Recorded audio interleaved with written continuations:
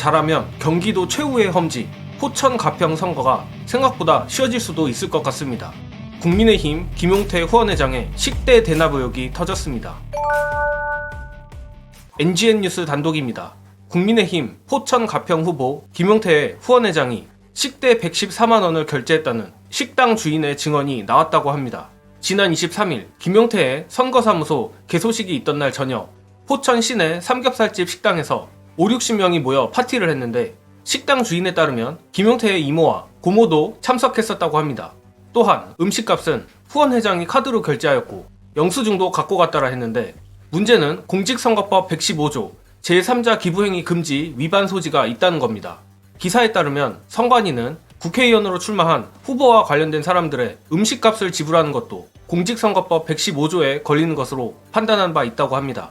일단 김용태 후원회장은 언론사와의 통화에서 해당 식당에 간 적이 없다는 입장이고 삼겹살집에 안 갔어도 결제는 할 수 있겠지만 그곳에 안 갔다란 다소 애매한 해명을 했습니다.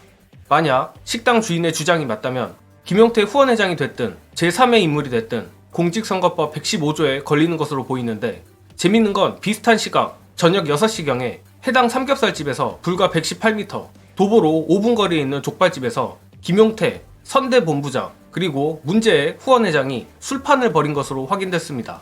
즉 물리적으로 매우 가까운 거리라 충분히 삼겹살집으로 걸어가 결제를 할 수도 있다는 게 본 기사의 취지인데 일단 이 사건의 향방이 어디로 향할지는 지금으로선 도저히 예측하기 어렵습니다.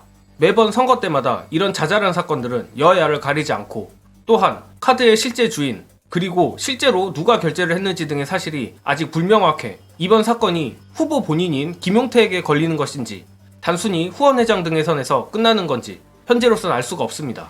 하지만 포천 가평처럼 지역 커뮤니티 여론이 영향을 많이 끼치는 지역에선 어쨌든 김용태에게 악재일 수밖에 없습니다. 심지어 여론조사까지 딱 붙은 상태인데 그런 만큼 민주당 박윤국 후보는 절대 이런 실수를 하지 않길 바랍니다.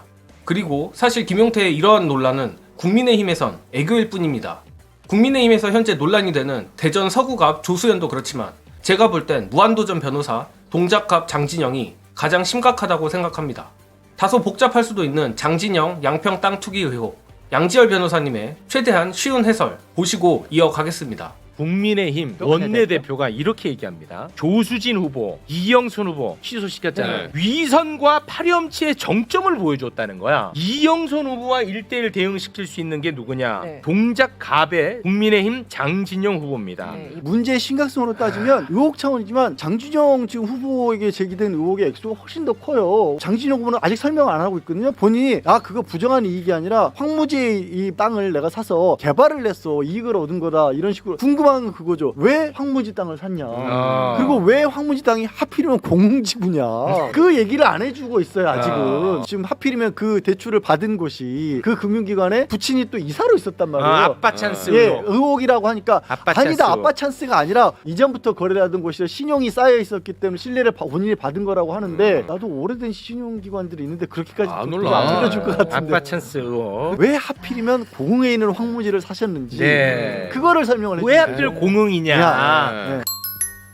정말 솔직히 말해서 김용태 건은 저 개인적으론 짜치라는 느낌이 있긴 합니다. 하지만 장진영 건은 후보의 당락과 관계없이 수사의 필요성이 있어 보입니다.